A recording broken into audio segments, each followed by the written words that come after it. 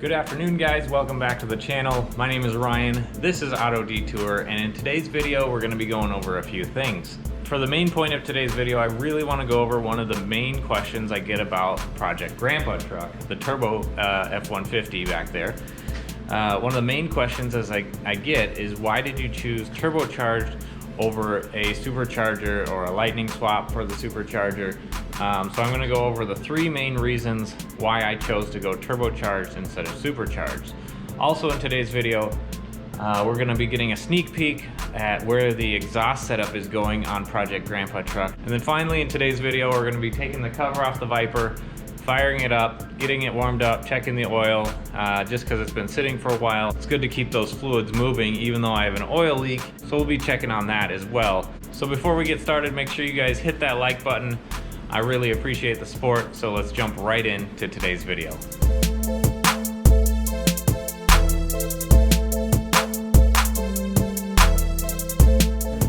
So we had our first piece show up for the exhaust build.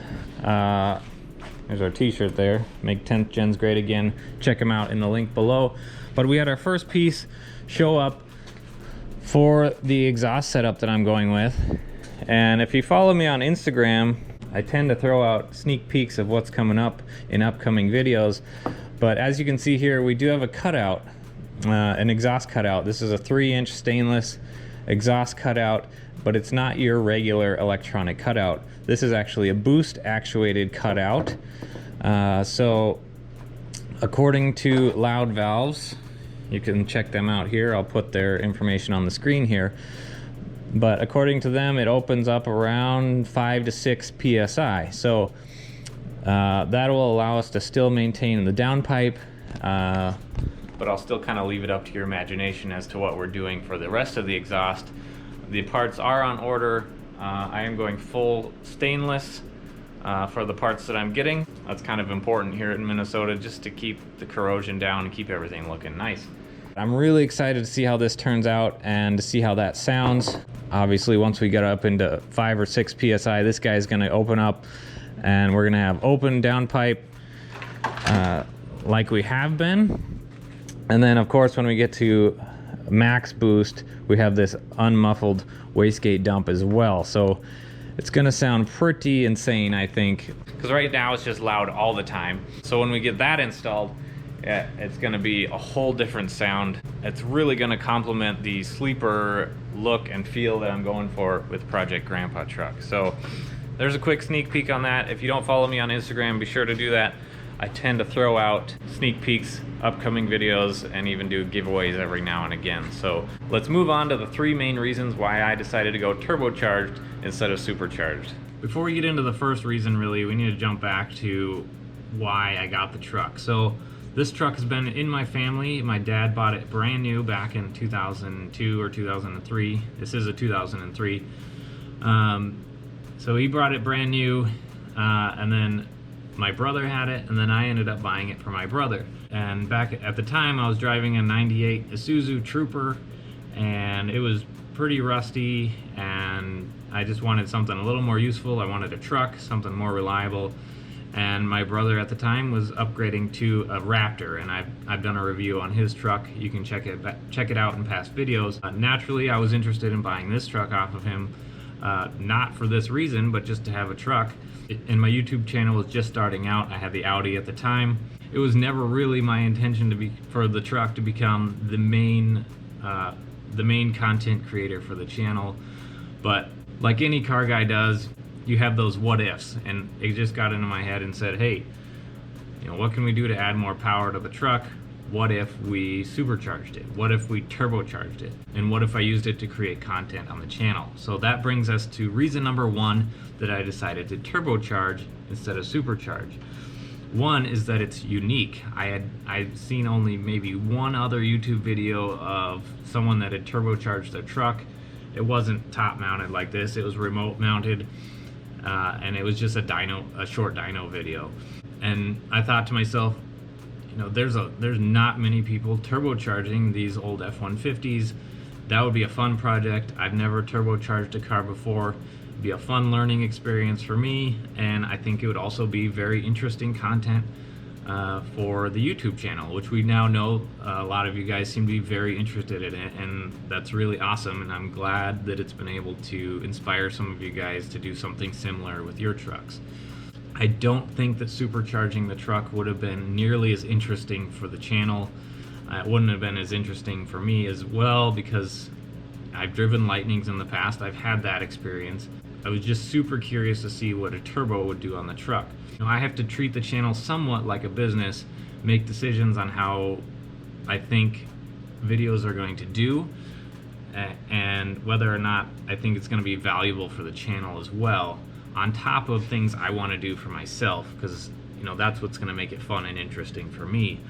So I don't typically share my finances from the YouTube channel, but I will say that the ad revenue from turbocharging the truck has already paid for the turbocharging of the truck. So that is totally awesome, and I thank you guys for that, and it's fun, and I look forward to continue to making more content, and I'm always open to what you guys want to see. So that's kind of a long explanation for reason number one, so let's move on to reason number two. So now for the second reason that I decided a turbo would have been better than a supercharger is just for usability, drivability, and flexibility, really. So what's nice about running a turbocharger is I can adjust the boost depending on what I'm going to be doing with the truck. Unlike with a supercharger, you're kind of stuck with the size pulley that you have, and it's obviously pretty difficult to go in and unless you put some sort of wastegate on like a Pro Charger or something. If you're running a Roots type supercharger, you're stuck with whatever pulley you have. Honestly, Pro Chargers for the truck are pretty expensive. The kits are in the $5,000 to $5,500 range, somewhere in there. But with that being said, you can get a Lightning supercharger that somebody's pulled off their Lightning for relatively cheap, and it's a direct swap. So in that sense, it would have been a lot easier. But back to being able to control the boost, I still wanted it to be a usable truck. So when I'm towing, I can take some of the boost out of it so that when I'm putting all that load on the motor, I'm not going to over boost, much like you would with a supercharger. If you're trying to run real high PSI, you're going to be running even higher when you're pulling a trailer or a heavy load. I can turn down the boost down to like 5.5 PSI, down to just strictly spring pressure. And that's really nice for being able to tow. Now, I haven't towed anything with it yet, but I'm really looking forward to seeing how that does. And I'm looking forward to showing you guys how that does, because I think it's going to be a lot better than towing with a supercharged truck. But when I'm done towing, I can go right back in and turn the boost back up to have a little fun with the truck. Another nice thing about having a boost controller is I can turn the boost controller off if somebody borrows the truck. That way they can boost no more than 5.5 PSI. There's no need for my wife to go out and use all 523 foot-pounds of torque and spin the thing around in the middle of winter. So I have that peace of mind, or a friend needs to borrow the truck or whatever. There's no need for them to go out and run full boost in the truck if they're just using it to haul stuff around the city. So that's nice. It's kind of like having a built-in valet mode.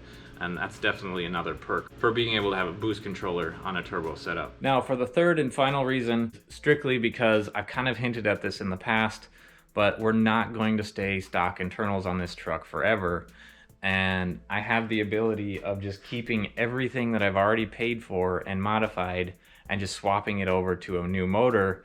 And just at that point, if we have forged internals or whatever, we have the capability of simply just turning up the boost, because we are just getting into the efficiency of this turbo at 8.5 to 9 PSI. We can then just turn up the boost till we pretty much just run out of fuel system. And I don't know where that bottleneck's gonna be, whether that's gonna be the size of the fuel line. I have 60-pound injectors.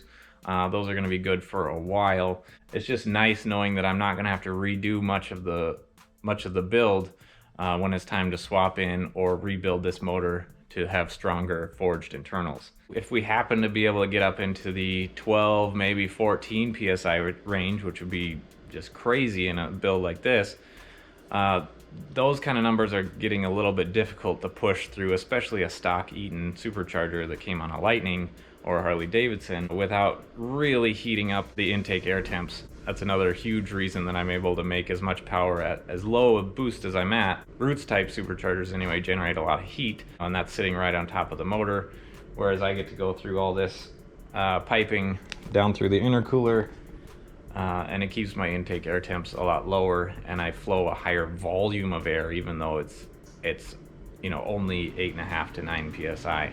Anyway, I hope that answers your guys' questions as far as why I decided to turbocharge instead of supercharge. I think it's awesome and unique, and I like doing things that are different.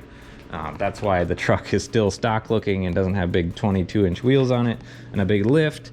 The Sleeper look is definitely different, and this build just excites me, and I hope you guys are enjoying it as well. So let's hop over here, get the cover off the Viper, and fire this thing up. I realize if you're new to the channel, you may not even have seen the Viper yet. It is quite loud.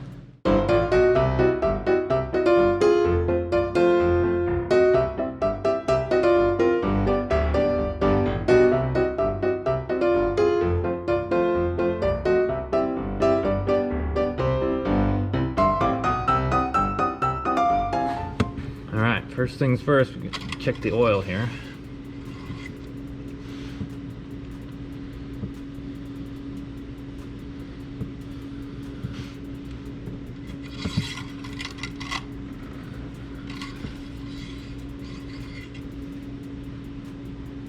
Alright, so we are still full on oil, so that's a good sign.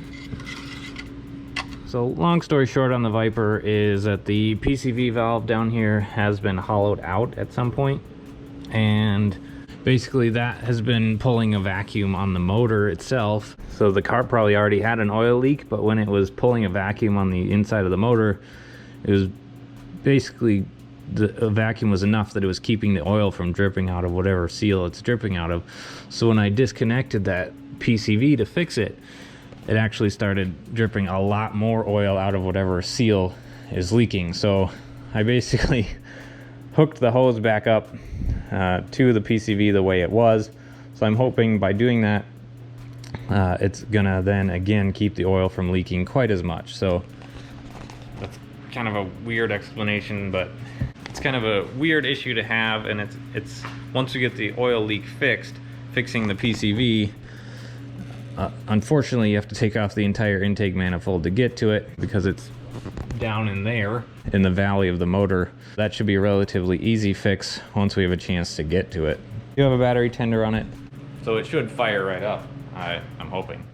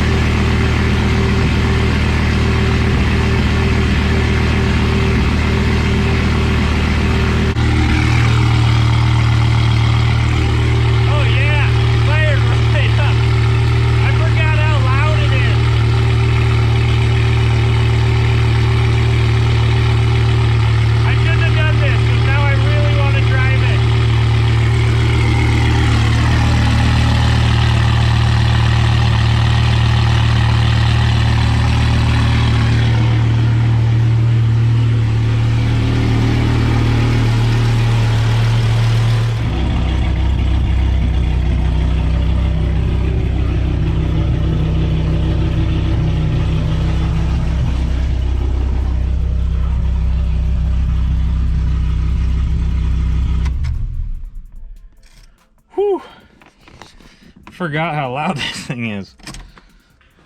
Oh, looks so good. I wish I hadn't have done that. Now I really want to take it out, and it is a beautiful day. So well guys, that's about gonna do it for today's video. I hope you enjoyed it. Bit of a garage update with a little bit of Viper content, truck content, and some sneak peeks for the exhaust for the truck. So if you haven't checked out the last video, we tested the 0 to 60 time on Grandpa truck, and I think you'll be impressed. But those of you that have watched it and now know how fast it is, leave a comment down below if you guys think Grandpa truck is faster than the Viper now, or if you still think the Viper will take the truck. Anyway, that's something we're just gonna find out. Be sure to take a second and hit that subscribe button if you haven't already. Thank you guys so much for watching. Have a great day. My eyes are burning from the snow. I'll talk to you next time.